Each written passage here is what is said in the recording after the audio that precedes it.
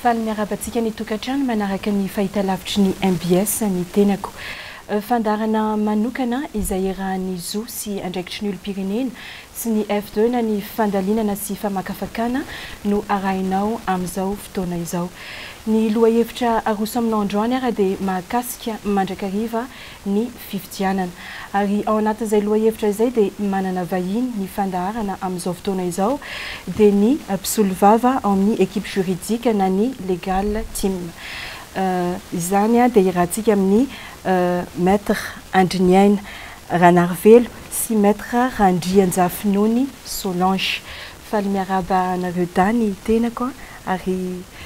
manatena fa tena fanadiafana ny resaka ho atolotsika ho an'ny mpanaraka antsika amin'izao fotoana izao. Miaraba nantenaina dia miaraba antsika mpijery rehetra ny tokantrano amin'ity fotoana ity dia manolotra koa ny firarintsoa amin'izao fiandohan'ny taona izao ho antsika mba ho tom-piadanana sy tom-pahasoavana ho antsika rehetra ny ity taona ity. Miaraba nantenaina ary miaraba ihany koa ny mpijery rehetra ny tokantrano amin'izao fotoana izao manaraka ny fandaharana zo sy andraikitry ny olo-pirenena fandaharana amelabelarana eto zany fomba fijery hafa mahakasika an'ilay fifidianana dia misaotranao mandrainay. Ny tompoko izay ary no ela fa alohan'ny anaovanay ny resadresaka dia arahintsika avy hatrany ny fanadihadiana izay nirahana tamin'ny ramatoa ny Soerinaivo mahakasika ny ireo tsy fanarahan-dalàna sy fanitsakitsahana lalàna tao anatin'izany fifidianana izay avy natrehan'ny firenena teo izany, fa ihany koa ny sazy sy ny famaizana izay mahazo ireo olona nanitsakitsaka izany lalàna ny fifidianana izany na ireo olona ny raitsy-kombakomba na natateraka izany. Dia efa tsika avy hatrany ary ny fanadihadiana. Ty fifidianana ity dia nahitantsika karazana osoka marobe. Ho tanisaiko kely izy dia avy eo tanisaitsika ny lalàna izay mifandraika amin'izay, izany hoe ny lalàna izay lalàna famaizana an'ireo osoka rehetra izay hitantsika ireo. Voalohany indrindra mikasika ny liste électorale na ny lisitry ny mpifidy. Voalaza ao anatin'ny article 216-217 ireo ao amin'ny lalàna 2018-2018-08 mikasika ny référendum sy ny élection eto Madagasikara. Dia milaza amin'ny teny frantsay hoe toute personne qui délibérément ou indûment a fait inscrire un citoyen dans la liste électorale, a omis de faire inscrire un citoyen dans la liste, a rayé de la liste électorale l'inscription d'un citoyen. Izany hoe nosoratanao anaty lista olona tsy tokony voasoratra. Ny olona tsy tokony voasoratra dia ny olona maty, ny olona efa nifindra-monina tsy eto Antananarivo, tsy eto Madagasikara intsony, ny olona izay ataontsika hoe efa misoratra any amin'ny toerana hafa izy kanefa mbola soratana eo amin'ilay toerana teo aloha ihany dia lasa voasoratra indroa intelo. Misy ihany koa ny olona izay voasoratra tao tamin'ny fotoana teo aloha dia nefa nitsoahana tsy voasoratra intsony, marobe zany. Izany anisan'ny nampimenanay tamin'ny premier tour ary hitantsika teo anatin'ny propagande rehefa nanomboka nijery lista izahay dia misy hatrany amin'ny ataontsika hoe ny atsasa manila ny mpifidy dia misy an'izay ataontsika hoe anomalie ao amin'ny inscription na liste. Misy mpifidy voasoratra manomboka hatrany amin'ny indroa ka hatrany amin'ny imbalo ao anaty listra. Misy ny maty marobe amina fokontany anankiray misy hatrany amin'ny 20 isa. Nefany ny amin'ny fokontany io mety eo amin'ny ataontsika hoe 700 ny isan'ny mpifidy dia 10% zany olona maty. Ary io tsy hoe maty vao zao hoe ray volana, roa volana, herintaona, fa maty efa hatrany amin'ny 10 taona, 10 taona no mihoatra any. Dia misy koa ny olona izay mpifidy izy teo aloha misoratra ara-dalàna tao amin'ny liste électorale dia nefa tsy voasoratra intsony. Ireo zany ny fanatsoana an'ireny olona ireny sy fametana an'ireo olona tsy tokony voasoratra dia Heloka eo anatrehan'ny lalàna. Ka ny sazy miandry an'ireo izay manao osoka ao anatin'ny liste électorale zany dia roa taona ka hatramin'ny 5 taona hatrany maizina miampy lamandy 400 000 à 4 millions d'ariary, zany hoe efatra hetsy ka hatramin'ny efatra tapitrisa ariary, ary miampy inéligibilité de 2 à 5 ans, zany hoe tsy mahazo fidina ary tsy mahazo mirotsaka ho fidina eto amin'ny firenena mandritry ny 5 taona. Ny olona zay manao an'izany osika milisitra ny mpifidy zany. Raha mandritry ny fanomanana dia misy an'izay, ary misy ihany koa ny aoriana ny fanomanana dia ny olona zay mifidy amin'ny alalan'ireo olona tsy tokony ho voasoratra sy olona izay ataontsika hoe voasoratra IBDB ireo, dia voasazy ny lalàna ihany koa ireny olona ireny, ka voasazy mitovy amin'ilay teo dia 2 taona ka hatramin'ny 5 taona hatrany maizina. Zany hoe ataoko ny fanazavana, tsika zany nahita hoe nanerana ny Madagasikara tsy tomombana ny lisitry ny mpifidy. Ny atsasa-manila ny olona voasoratra tao dia olona maty na doublant, triplant, quadruplant, zany hoe olona voasoratra IBDB. Ny olona zay miraitsy kombakomba amin'izany, zany hoe ny olona zay nanampy ny olona nanao andreo fifidianandreo, na ny olona zay bénéficiaire, zany hoe mahazo ny vato, misitraka ny vato azo amin'izany osika zany,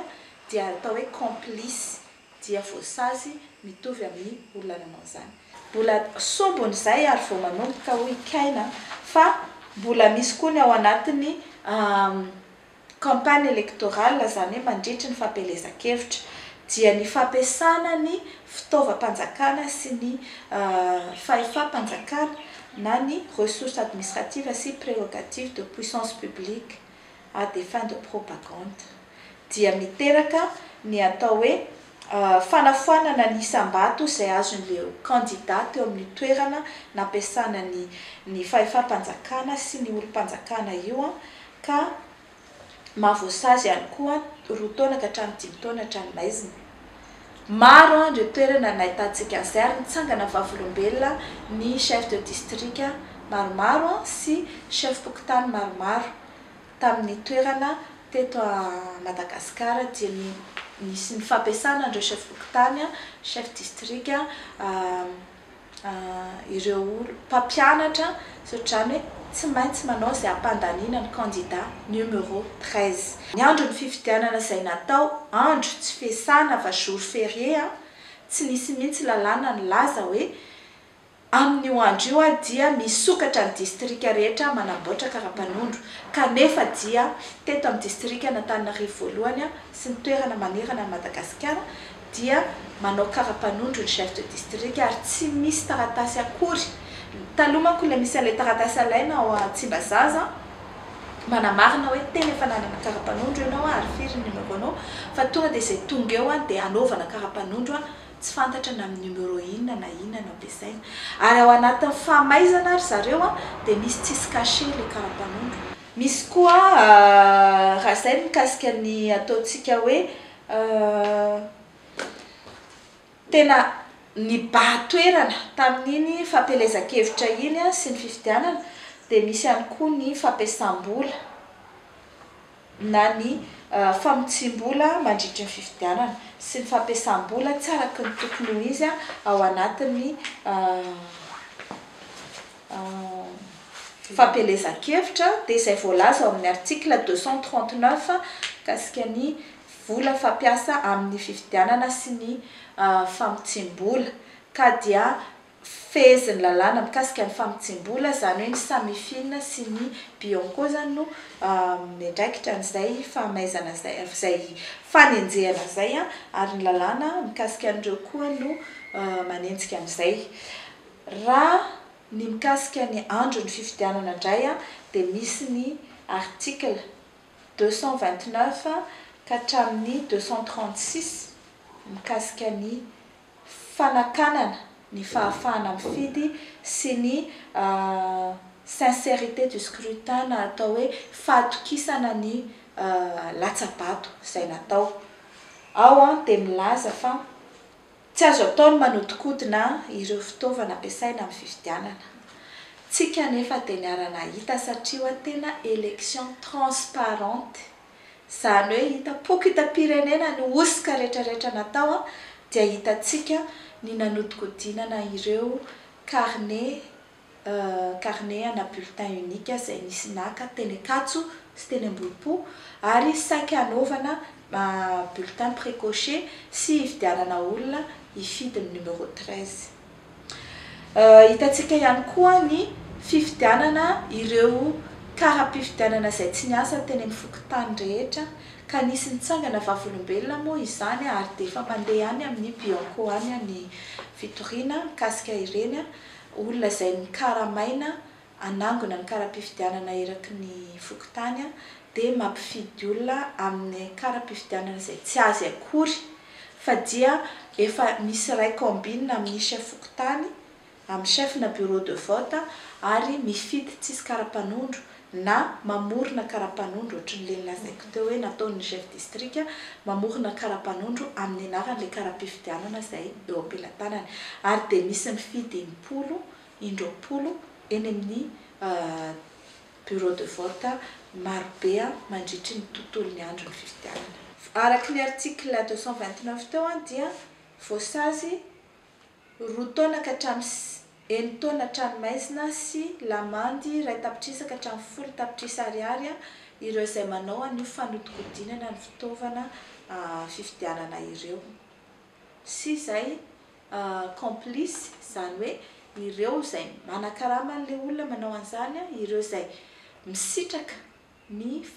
fanodikodinana an'ireo fitaovam-pifidianana ireo. Mikasika ny fandatsaham-bato indray dia ireo izay manakana na manao fomba na ao anatiny na ao ivelan'ny bureau de vote ka manimba na manimba an'izay ataontsika hoe sincérité du scrutin, ilay izay fatokisana ny fandatsaham-bato izay na manakana ny olona tsy andeha hifidy na manakana ny fizotra tsara ny fifidianana dia mety ho voasazana lalàna ihany koa, ary indrindra raha ohatra ka manakana manao zavatra mampiova ny voka-pifidianana. Hitatsika izany tamin'ny fanovana to dia nampifamadiana ny vatony 13 sy 25 ao anatin'ny PV. Ny olona izay nanakarama azy hanao izany sy ny olona izay misitraka izany dia voasazana lalàna ihany koa. Rehefa misy ny heloka dia saziana ny meloka, satria ny atao izay moa rehefa mandeha foana hoe frauder c'est voler, ny manao osika dia mangalatra, ary ny fanodikodinana an'izany safidim-bahoaka izany dia tena halatra be vava satria manapodika ny firenena. Ka raha izany safidim-bahoaka izany no ahodikodina dia tokony mafy dia mafy ny sazy, ka dia taona ka hatramin'ny 5 taona tranomaizina ndraiky ny sazin'ireo olona izay manodikodina izany safidim-bahoaka izany ka manovana izay safidy izay. Raha ohatra mampiasa herisetra na mampiasa fahefana abus de pouvoir mba manova ny safidim-bahoaka na ilay hoe consigne de vote, ianona nofidiana 13 nofidiana fa raha tsy izany dia affecté daholo nareo eto amin'ity fokontany ity na amin'ity district ity, mahazo an'izany ireo mpiasa-panjakana marobe mitarahina, dia izany zavatra izany dia mety ho voasazy 5 taona ka hatramin'ny 10 taona tranomaizina,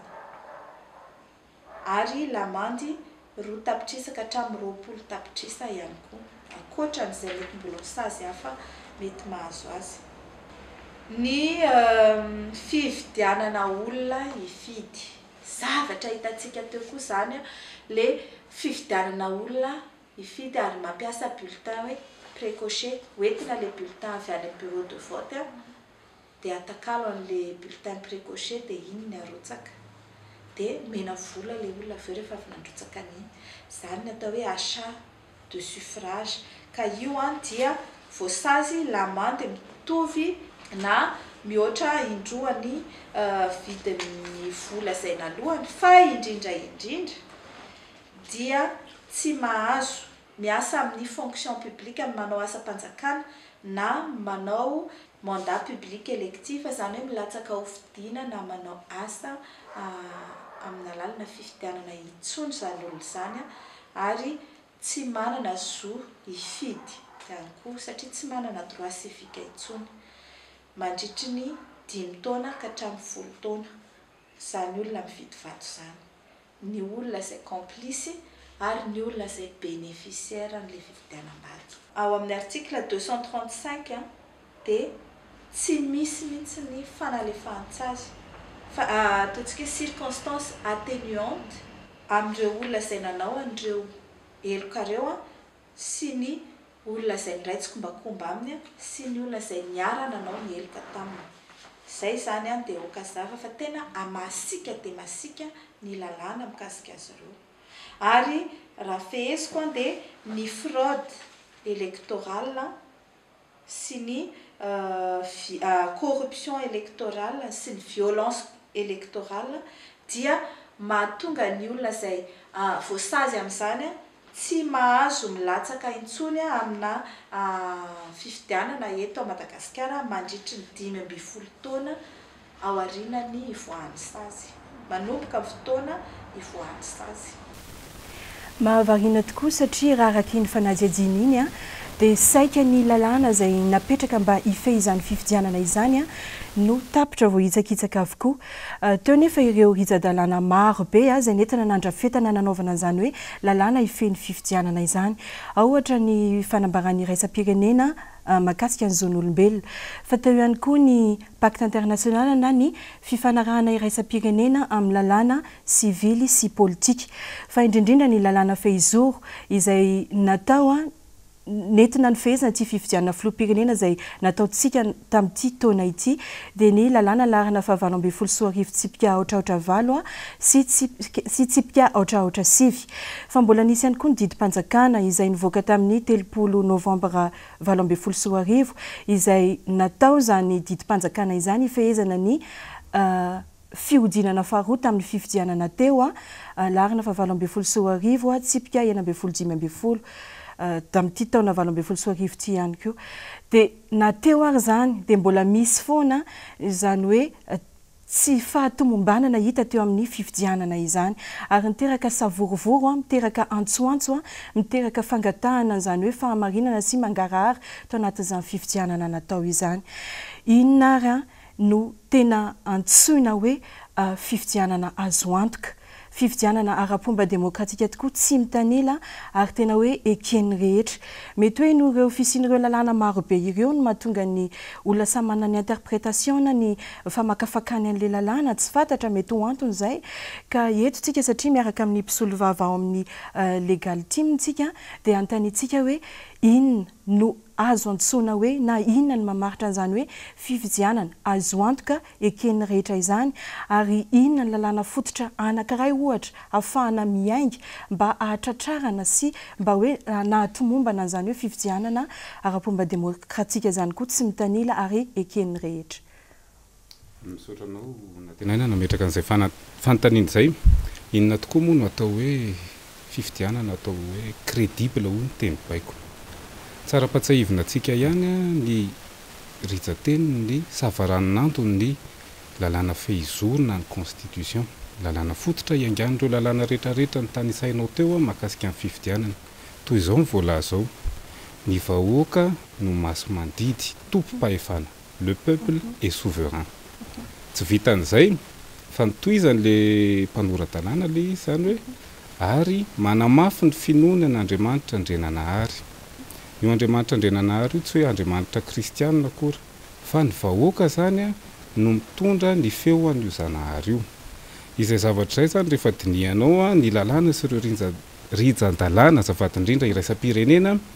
dia mifandray amin'ny voalaza ny fanambarana miezinezina ny zon'olombelona nivoaka tamin'ny 10 volana Desambra taona 2024 ao amin'ny 2/2020 teboka fahatelo izay milaza hoe ny vahoaka ny tompo-pahefana ary ny olona voafidy dia fidiana amina fifidianana marina, élection honnête.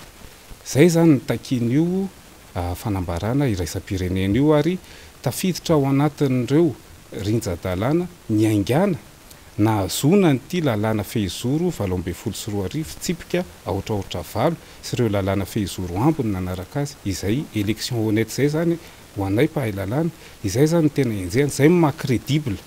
ny fifidianana anankiray fifidianana marina le fahamarinana io nefany tsy ho an'ny mpikarakara fifidianana ihany fa indrindrindrindra ihany koa ho an'ireo olona milatsa-kofidiana eo anatrehan'ireo fietsika ataon'le olona milatsa-kofidiana zany zay ho tsarainy ny fitsarana avy momba ny lalam-panorenana rehefa avy eo tsy mifikarakara fifidianana ihany ny tsarainy fa eo ihany koa fihetsika ireo mpisehatra rehetra ao anatin'le fifidianana ary anisan'izay ny candidat rehefa misy zany candidat anankiray maditra tsy manara-dalàna dia eo izy ny atao hoe azo disqualifiena izy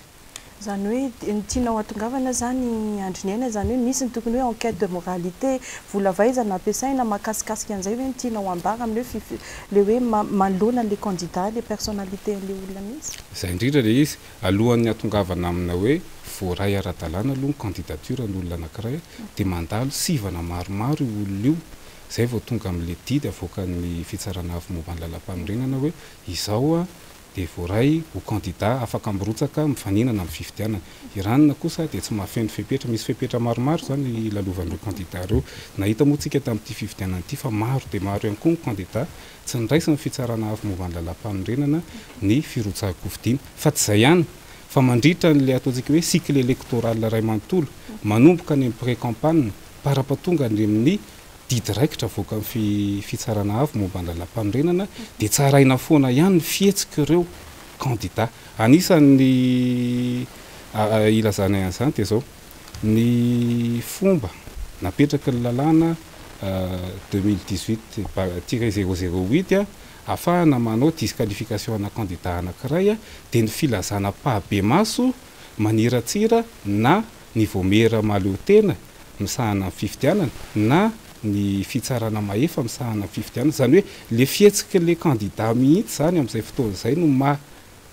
no tsaraina zany hoe mety ny nataonao sa tsy mety ny nataonao nanao marina ianao sa tsy nanao marina rehefa tsy manao marina ianao saziany lalàna mazava ho azy raha nanao marina ianao dia tsy saziany lalàna eo zany mametraka le hoe crédibilité zany dia miainga betsaka amin'ny resaka honnêteté amin'ny resaka fahamarinana fa rehefa tsy marina ny fifidianana anankiray tsy misy fiandrianana le olona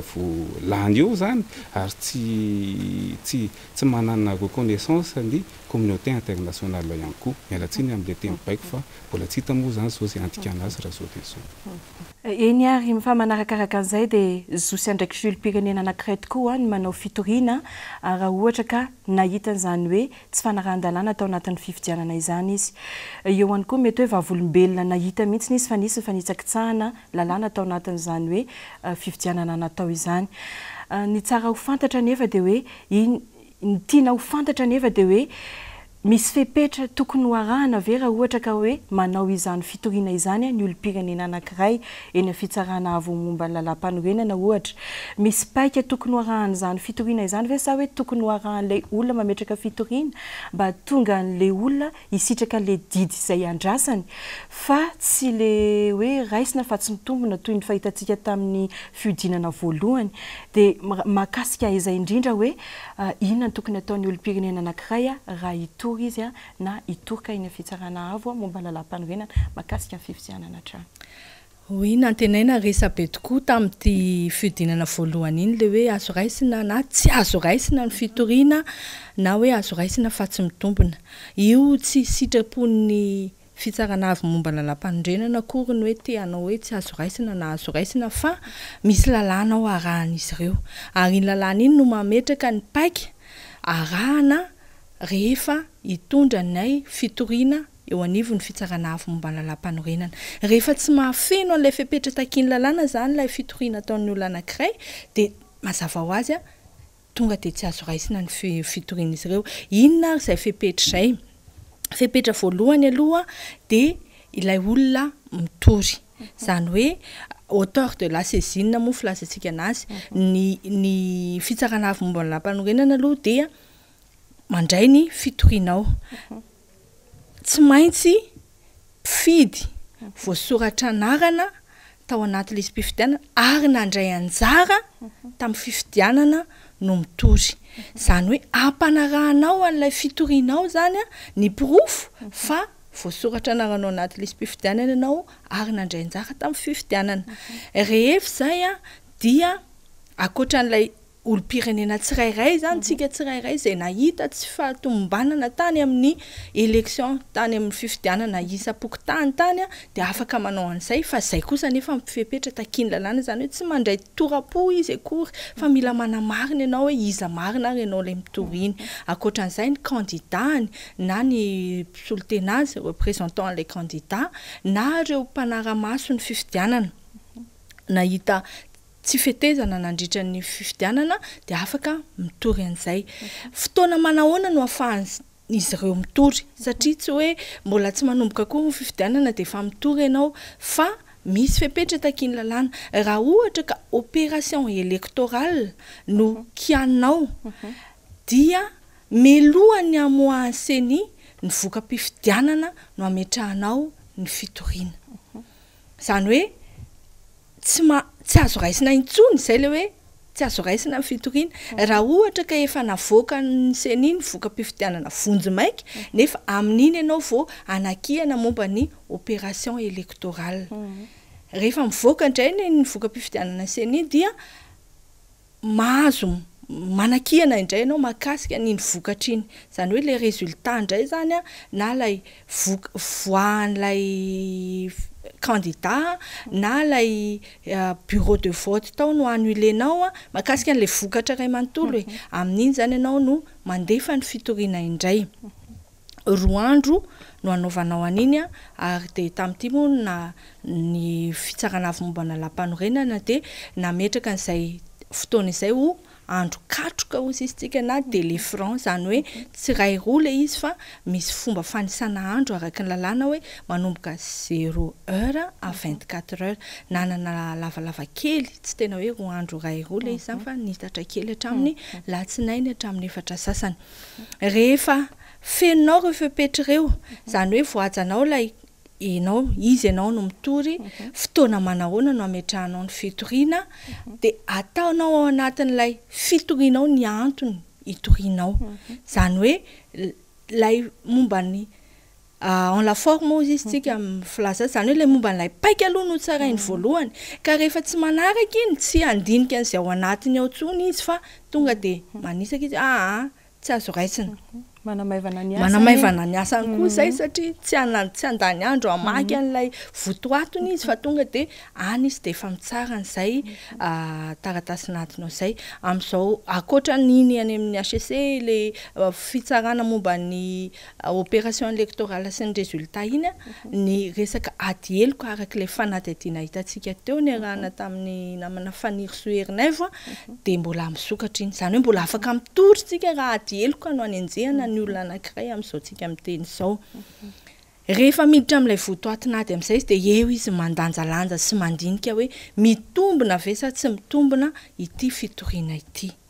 Zay mahatonga le hoe azo raisina fa tsy mitombina. Zany hoe rehefa tsy mafonja tsy misy fetraikany any amin'ilay voka-pifidianana n'ilay fitorianao dia tsy mitombina. Alohan'ny anampianao an'izay andriny aina te antany hoe satria legalitimenareo ainareo le lalàna mifehy an'le voafehanareo le hoe atoto hoe eto tia ny forme dia tia ny fond dia zao ny délai dia zao zany hoe fitoriana izay napetraka areo zany dia ajo antoka fa tsy tratra le raisina fa tsy mitombina raha ho fanazavanareo zany satria tena voaja araka ny tokony ho izy tokoa alohan'ny anampianao izay tokony anampiana ny teny namana iony teo. Izany indrindra mantsy namana natenainy le hoe azo raisina fa tsy mitombina matetika zany izy io amin'ny raharaham-pitsarana rehetra mihitsiny dia tsy ampy ny pirofo hoentin'ny mpiady. Izahay tao amin'ny legalitime dia niezaka nitondra izay pirofo rehetra tratranay tao anatin'ilay fepitoana voafaritra ny lalàna. Ny teny hoe tsy azo raisina kosa aloha ngambany dia efa tena tsy fahaizana mihitsy avy aminay fa izay miheno fa azo raisina daholo satria narahanay daholo mipitsopitso ny tsirairay avy mitondroa ny lalàna mikasika ny endrika fametrahana fitoriana. Faharoa manarakaraka izay ny moyen de droit na ny hevitra araky ny lalàna napetraka itao ny porofo zay voangonay na fanambarana vavolombelona io na procès verbal de constat par voie du Sénat hoe fakana fitaterana zavatra tamin'ny alalana vady tany makasika an'ireny teny mbopo karaha-pifidianana tratra vonon'olona tetsitero fifidianana vato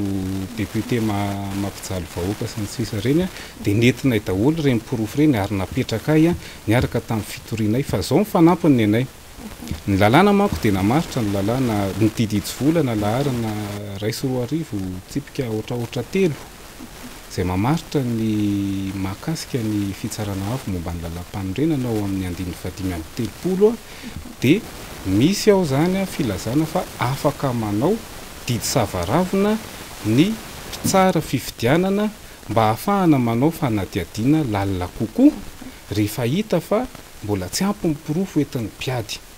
izay didy tsy fahavaravina izay dia nangatahanay systématique izany hoe isaka nisy requête tao makasika ny fikarakarana amin'ny fifidianana na ilay nitenenina amako teo hoe opération électorale nangataka fanafoanana distrika maromaro zay dia nametraka mialohan'izay hoe raha hitanareo fa tsy ampy re tompoko le porofo dia mamoanareo didy savaravina fa zoanareo mbola manao fanadiadiana lalindalina kokoa mba hialana indrindraindrindra amin'ilay hoe azo raisina fa tsy mitombina dia napetraka aloha zay matoy izany ny teny hoe tsisy didy savaravina na tsy ilaina didy savaravina dia ampy miporofonay zany tokony andresy zany fitoriana napetraka izay didy savaravina zay ampiko aloha ampiko manokana aminay legaltimina zany nahita zay dia zava-dehibe satria vitsy ihany koa ny olona nahitan'io tao anatin'io fehezan-dalàna mahakasika ny RCC io vitsy ny olona nahitan'io ianao zany mangataka azafady re raha tsy ampy anareo ty porofo ty dia ataovy dia fanadiadiana fa raha ohatra tsy manao fanadiadiana nareo kotiny mandresy angambo zay amin'izay fotoana zay raha fendray ara ny fepetra sy ny fotoana izay hoe takina amin'izany ametrahana fitoriana sy ny requête na contestation eny amin'ny fitsarana avo momba lalam-panorenana izay dia manahoana kosa ary no avoakan'ny fitsarana avo momba lalam-panorenana manoloana ny fanitsakitsahana hita hoe tena hita mivandravandra ara-dalàna porofo na ny mety fanohitra amin'izay ihany koa raha ny lalàna aloha zany mahakasika ny fifanolalana amin'ny fifidianana dia eo ny diditsy volana laharana raisy roa arivo tsipika ohatraohatra telo tamin'ny 17ny volana novambra raisy roa arivo zay ny lalàna mifehy fitsarana avo momba ny lalam-panorenana mbola manan-kery eto amintsika amin'izao fotoana zany hoe 17 taona lasa zay 17 taona lasa efa azo kara-panondro io lalàna io ny voalazany eo amin'ny andininy 5telopolo dia zao didy tokony avoaka ny fitsarana avo momba ny lalam-panorenana io na izy zany mandaha an'ilay fitoriana nataon'le olona nitorona mazava ho azy na antsoina hoe rejet eo izy be da be mihitsy zao amin'ity le hoe azo raisina fa tsy mitombina no tsy fisin'le porofo na izy na tsy fahampian'le porofo mazava ho azy na izy manova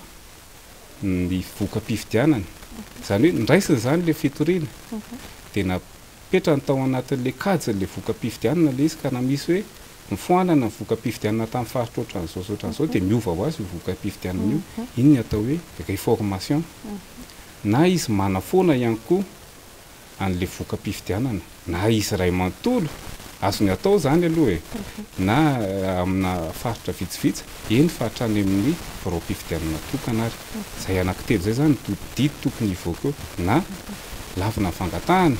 na amboarina ny voka-pifidianana na mifoanana ny voka-pifidianana zay izy araky ny lalàna na amin'ny apahana na manontolo na amin'ny apahana na manontolo anapiky kely azy nantenaina rehefa amoaka an'izay didy izay ny fitsarana avo momba lalam-panorenana dia misy fototra ao andinihany hoe fa manino ny tia no lavina fa manino ny tia no foanana fa manino ny tia no ahitsy nandinika izay ary namakafaka tany anatin'ireny didim-pitsarana raikitra na jurisprudence efa misy efa pahita maneran-tany dia misy ilay antsointsika hoe principe de l'influence déterminante zany hoe mijery tsy hoe mijery an'ilay dossier fotsiny lay fitsarana avy mombana mpanorenana fa tena mijery any ambadiky lay kiana lay fitoriana taon'ilay olona mihitsiny hoe tena manetsika ve mampiova an'ilay voka-pifidianana tokoa ve ity fitoriana taon'ilay olona nanankiray ity zany hoe raha ohatra ka lay irrégularité le tsy fetezana zany tena manova an'ilay vokatra zay miteraka rehefa feo zany de avoaka n'ilay annulation an'ilay résultat any zany no ijereny hoe misy fetraikany tokoa ve raha raisina ary ty fitoriana ity raha mitombony ity dia amin'izay fotoan'izay manaraka n'lay mety ho voka-pifidianana teo izy misy mantsy indraindray koa tsy hoe mipetraka eo amin'ny placen'ny fitsarana avy mombana mpanorenana zay fa hitanay any anaty didy efa navokany ihany lay olona miteny hoe tsy sonihana délégué ohatra zay le fitoriana zay nefany tsy manova an'ilay voka-pifidianana de anisan'izao zay hoe raisin'ilay fitorianao fa tsy mitombona satria tsy mi-influencer an'ilay résultat iny akory hoe tsisy délégué tao amin'le bureau de vote fa tsy manova an'ilay vokatra tao iny akory fa misy zany tena hoe mahakasika tanteraka mihitsy n'ilay vokatra tao amin'le bureau-pifidianana anankiray le izy na tsy anankiray fa mety ho district mety ho région mety ho Madagasikara ray manontolo mihitsy ilay fihetsika natao de makany amin'ilay annulation na élection zareo misy fanontany kely mety miteny zao ny any tokantrano raha ohatra ka hoe le ohatra ray zao teo hoe ka rehefa tsy nisy délégué le candidat anankiray de navadiny le vato de amin'izay izy misy vokatra izy amin'izay misy impact any amin'le voka-pifidianana izy sa hoe manahoana mety mipetraka zay fanontany izay tokantrano tany anatin'ny didy navoakan'ny HCC tamin'ny premier tour na tamina élection hafa teo aloha no nisy an'izay motif izay fa zay kosa nefa anjaranao no mampisy porofo hoe tena nivadika tokoa ve lay voka-pifidianana noho ny tsy fisiany le délégué zay le ilana an'le vavolombelona satria ny olona sy le porofo le olo-pirenena zany tsy délégué reny no fidy tao efa nisy olona tao na fantatra hoe zany fidy tato amin'ity bureau-pifidianana ity zao vokany jereko ery amin'ny tableau enseigne tsy zao ary ka maromaro no hitanay tao anatin'ny legal team tamin'izany le délégué rehefa aveo atsona hoe ina vokatra tao ndraindray zareo ohatra mody tsy malala na ohatra zany fa le olo-pirenena mihitsy nitaitra amin'le vokatra de izy no mitonga mitoditody hoe ty tompoko miporofo fa zany fidy tao ty mivokatra fa maninona no tiany avoaka anseny mazava de reny de nentina teo anivon'ny fitsarana avy momba lalam-panorenana daholo raha arak'izay famelabelarana sy resadresaka fanaovana teto zay de manitikitika ny fisainana ny mieritreritra hoe azo eritreretina ve zany hitranganiny hoe fanafoanana ny voka-pifidianana na amin'ny apahany io na hoe manontolo eto amin'ny firenena na de hoe betsaka sy tsy tokony sy forohana ny teti-bola lany tao anatin'izany fanomanana fifidianana zany teo ihany koa ny fotoana lany teo ihany koa ny seni moa de efa nilaza mialoha mihitsy ny hoe tsisy an'izany zavatra tomombana zato isan-jato zany raha hikarakara zavatra de heveriny olona hoe kilalaon-jaza raha iresaka an'izany hoe fanafoanana voka-pifidianana zany tsika satria fanafoanana voka-pifidianana de midika hoe fanafoanana fifidianana azo eritreretina ve nisy izany eto Madagasikara raha toka teny hoe mipetraka tokoa mipetraka tsara mporofo mipetraka amin'ny fitoriana tena manaraka ny paika tokony arahina daholo ny zavatra rehetra natao tamin'ny fitoriana natao teny amin'ny fitsarana avy momba lalam-panorenana tranga efa nisy zay ary hitako fa tsy ampaninina ny fitsarana avy momba lalam-panorenana ny anaraka an'izay andray an'izay fanapa-kevitra hoe annulation ana fifidianana manerana ny nosy raha hita ny famitombona lay fitoriana zavatra misy izy tany Kenya tamin'ny 1er septembre 2017 ny Cour suprême any zareo tamin'izany fotoana zany de nanafona ny voka-pifidianana rehetra tany Kenya tamin'ny fotoana io manontolo zany hoe na de hita hoe nandalo fotoana ela ny fanomanana fifidianana de tsy ampijabaka angamba nosy izy fitenenana ohatrany hoe somary tsy hoe andeha andray zavatra fa hitonga any amin'ny hoe tsy fikortanana eto amin'ny firenena akory ny fitsarana avy momba lam-panorenana raha mitombina ireo tsy fetezana fikarakarana fifidianana ary zay mahita fa nampanarahana porofo tena isa tsokajany mihitsiny tao anatin'izany tamin'ny fitoriana tany Kenya efa mahery ny efatretsy sy iray tapitrisa 1,4 million de voix ny elanelam-bato teo amin'ny candidat rototo netsika eo amin'ny 500 000 voix mbola hoe 2 fois 3 fois zay ary ny tany Kenya fa nandray fanapa-kevitra endry ny fitsarana ny cour suprême any zareo tamin'izay satria hitany hoe tena miopapana loatra lay tsy fanarahan-dalàna ary io tena hoe lalàna nge lalàna no voasoratra le izy mialoha le izy ary tsy andeha anao fanapa-kevitra taitaitra hoe sao de mba very ny volana ohatr'izany fa tena hoe ho avy ny firenena la izy de mandray andraikitra izy foanany ny voka-pifidianana rehefa mitombina lay tsy fetezana nandritrany ary tsy Kenya ihany sao de mieritreritra hoe aty Afrika mety misy influence fa tany France efa ny conseil constitutionnel français tamin'ny 1988 efa nandray fanapa-kevitra ohatran'io ihany koa tamin'izany mialatsiny fa somary vakiko mihitsy la jurisprudence du conseil constitutionnel français de 1988 l'irrégularité sciemment commise qui révèle un comportement frauduleuse irrégularité qui affecte les résultats eu égard à l'ampleur de l'écart de voix séparant les candidats. Zany hoe iny irrégularité iny de nitondra nakany amin'ilay annulation ana élection. Ka noho izany zay aloha mahita hoe rehefa misy ilay tsy fetezana tsy ambahamba ny fitsarana avy momba ny lalam-panorenana satria ho avy ny firenena la izy fahendrena angambo zay aminay. Anampiana kely an'izay angamba dia eo ny lalàna marobe, eo ny fitaovana ampiasaina fa mialohan'izay rehetrarehetra izay anefany eo koa ilay olombelona mitsara. Io olombelona mitsara io zany tsy mijery ny fizotra ny fifidianana ihany fa indrindrindrindra ny tokony ho jereny dia ilay tombontsoan'ilay firenena ray manontolo. Anaiky ve isika raha hoe fifidianana feno lainga no hitondrana ny 5 taona manaraka. Anaiky an'izay ve tsika na anam-pasahiana ve ny mpitsara fifidianana eto Madagasikara. Zay angamba fahataniana tokony hipetraka ihany koa hoe asa ve tsika anao dingana anankiray ampivoatra sy anadinoana amin'izay ity fomba ratsy tamin'ny fifidianana ity. Fifidianana ange tsy nilaza zay nisy osika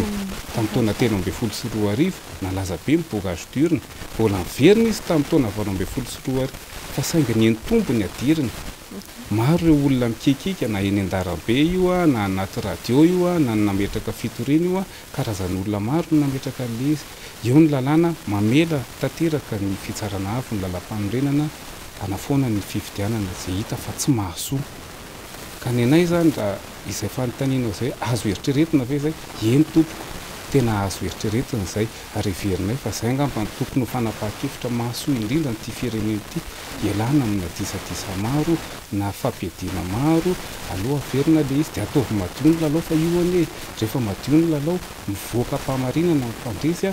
tonga mpamatsy vola sy mahafantatra anao daholo zao tontolo zao mireconnaître anao zay le hoe élection honnête zay mibazan'le élection. Fa rehefa mahalhonnête ianao na ianao milatsaka ho fidiana na le olona mikirakiran'le fifidiana tsisy mireconnaître anao ne rehefa avy eo dia atsika zany azo eritreretina tsara le izy ary tokony atao fotoana zao taona vaovao fakana fanapahan-kevitra vaovao afaka miovy Madagasikara raha ohatra ka manohatra ny ozo sy ny halatra sy ny herisetra maro tsy nahatomombana an'io fifidianana io tamin'ity 2018 zay ary ny resadresaka ny fanaovana teto fa alohan'ny hikatonan'ny fandarana dia tsara ny mametraka fa hoe avy amin'ny tena ny vahoaka no hiaviany zany fahefana izany.